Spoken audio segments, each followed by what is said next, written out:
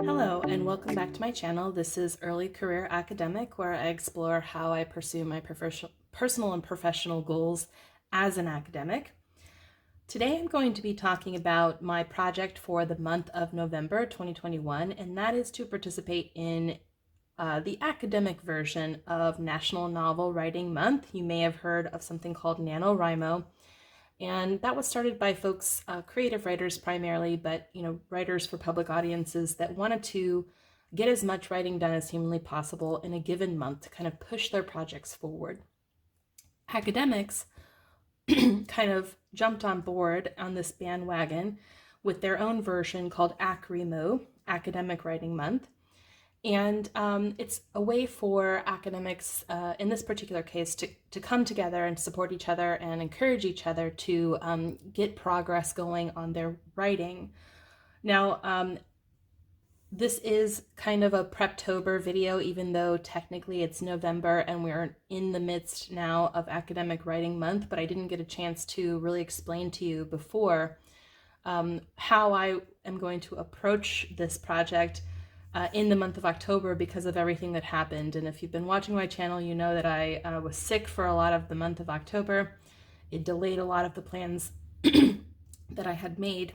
But I am really excited to jump on this project for November. I really want to make some progress on a couple of projects and explain to you how I go about it in case it's helpful to you, because some of the NaNoWriMo advice is applicable to academics, and it can be, helpful to watch some of those prep videos, but it is not the same kind of writing. And so, and academics have, what we call research pipelines with projects in various stages, and it just helps to kind of think, or like maybe to see, I hope it will help you to see how I'm approaching it so that it's still manageable. Especially in my case, I teach a 4-4-2 load. That means I teach 4 classes per semester, and they are writing intensive. So for someone like me, an academic like me, I need to take a different approach than some people would to a project of this kind. The other thing that we have to consider for academics that may or may not be true for other people participating in NaNoWriMo is the month of November can be the most challenging month in the fall semester to do any kind of academic writing. You have Thanksgiving week, which is challenging for all of us because chances are we're traveling or we're with family or whatever we're doing. It's a lot of disrupted, time because of the holiday. For academics, though, this is also the season where we are probably still sort of assessing projects from the midterm. We're, potentially grading exams or grading papers. We're helping students with their final projects for the semester, whatever they are. We may still be delivering new content to them in our classes. So it can be a really hard month to get anything done. But that's, I think, precisely why I love joining ACWRIMO, because the idea is to keep moving the needle even in these really challenging months where it seems impossible. And that's all I'm asking of myself this time, is just to move the needle. I do have some things like external deadlines that are forcing my hand a little, but a lot of the work I'm doing this month is just me generated. So let me just get straight into it now, to tell you what I did to organize myself. Hopefully you find it helpful. So what I did is I printed out a blank calendar for the month of November, and I took a look at my other calendars to see what would my students be doing in the given weeks, and what would I myself be expected to be doing in the given weeks. So I teach Tuesdays and Thursdays on campus.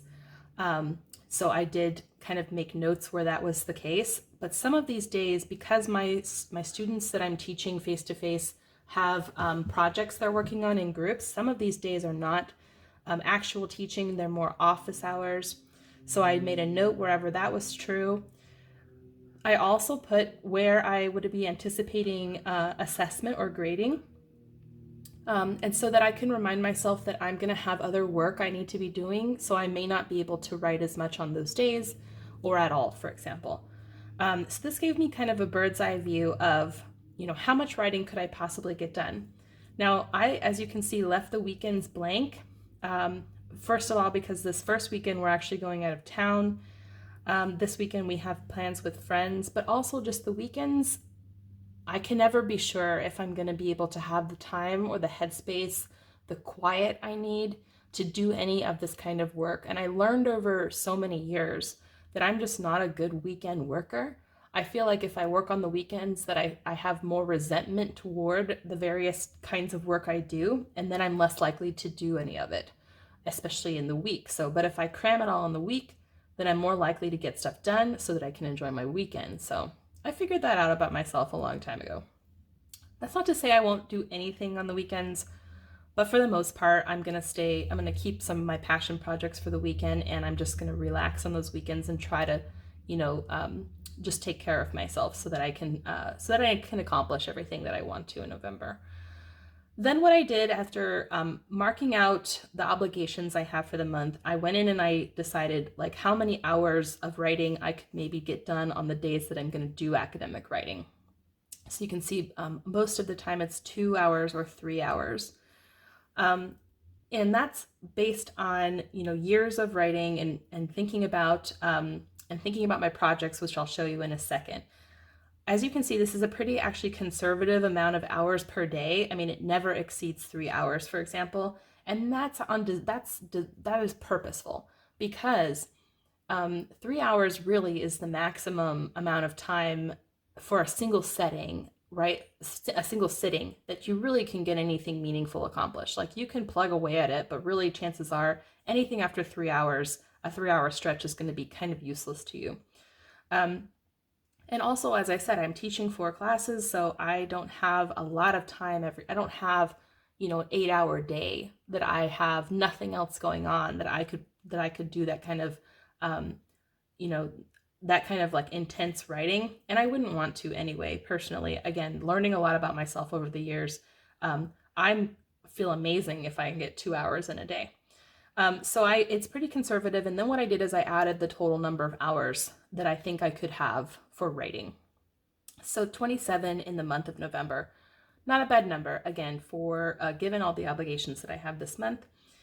And it gives me a more realistic picture then of what I could really accomplish with the month of November and the Academic Writing Month Challenge.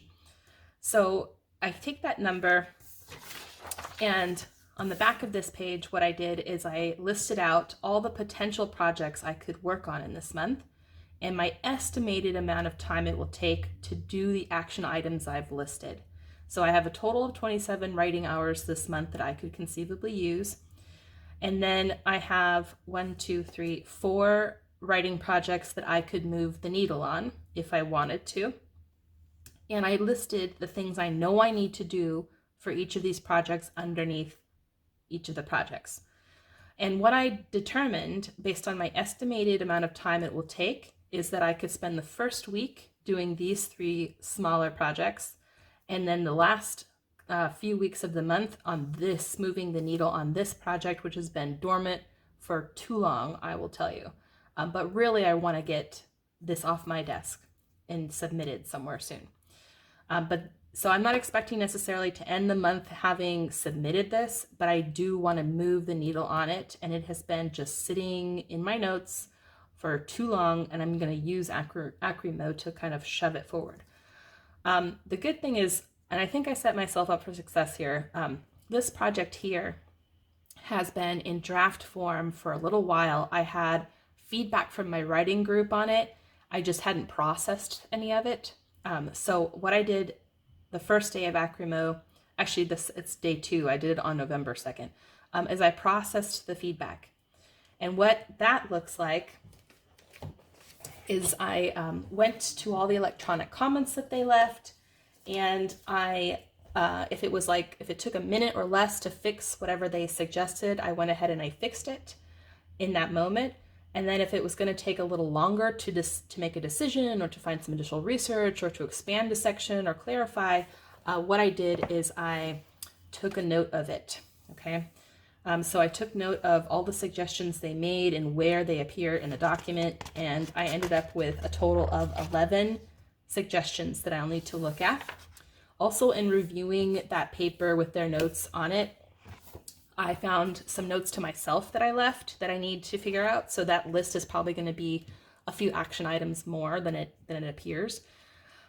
So that's these two steps here, is to, if I need any additional research, and to make those edits, make those decisions that I need to make for the writing. And then the last step is to just get it off my desk.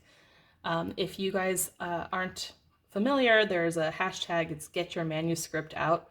And that's the goal of that kind of community, is because a lot of academics will just hang on to stuff, knowing that even if they spent years and years and years on it, they'd still probably get some revisions from the journal they submitted it to. So why not just submit it earlier, get those revisions from them, do it, and then get it published faster. So that's the idea anyway.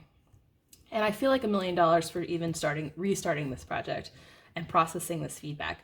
Partly because I've been sitting on it, and it's great to finally check something off a list, but also because my writing group had some just great suggestions, great commentary. It made me feel really good about this article, even though, of course, there's still work to be done on it. So my goal is by the end of this week to have checked off these boxes here to meet this 5-hour minimum for the wiki article and submit it. And then that will give me a really cool energy burst, is my plan, to tackle everything else. I actually did this one as well because this only took a few minutes, not even a whole hour, the other day, and it was just really a form grant that I needed. I'm trying to get some funding for my community engaged courses moving forward, so I don't have to apply for funding every single year. So we'll see how that goes. But these two things, then I've made progress. This one's completed. This one I've made progress on. This one is only going to take probably an hour because I am recycling old material for this, but I do need to think about it. And so it could end up being like slightly longer. This was taking less time. This might take a little more time, and it may not happen in week 1, which is fine. This was sort of just a plan, and as we know, plans change.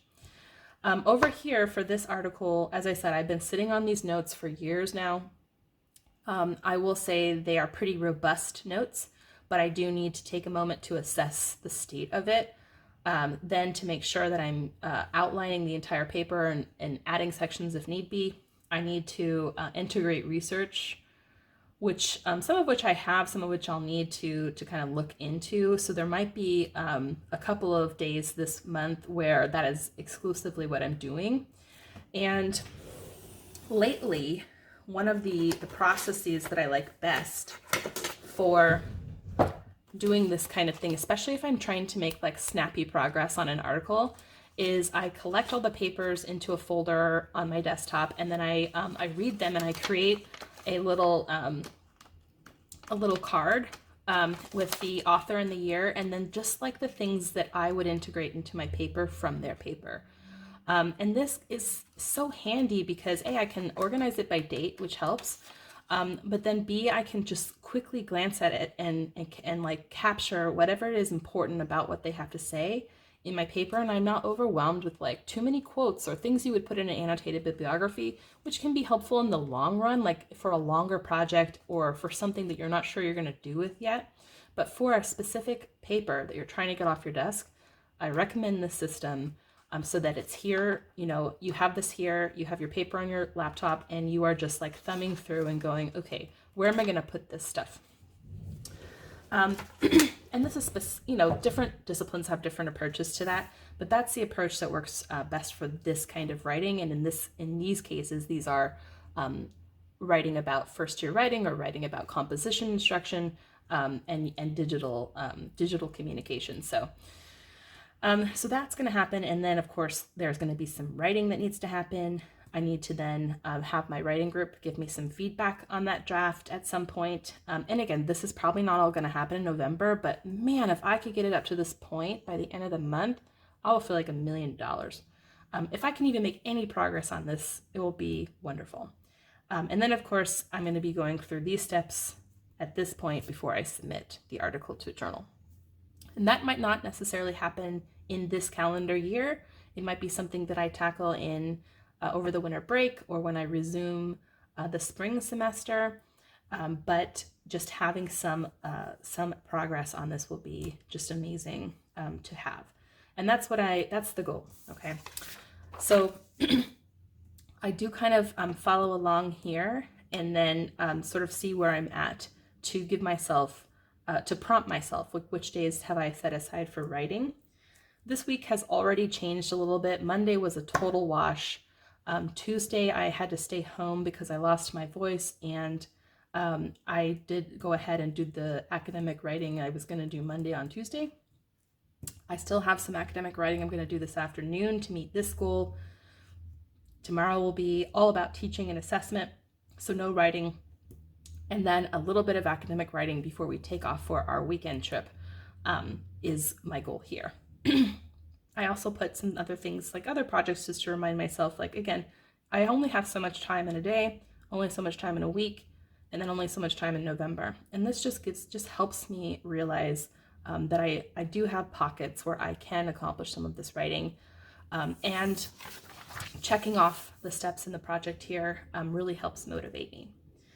I also, if you guys saw my Instagram recently, I picked up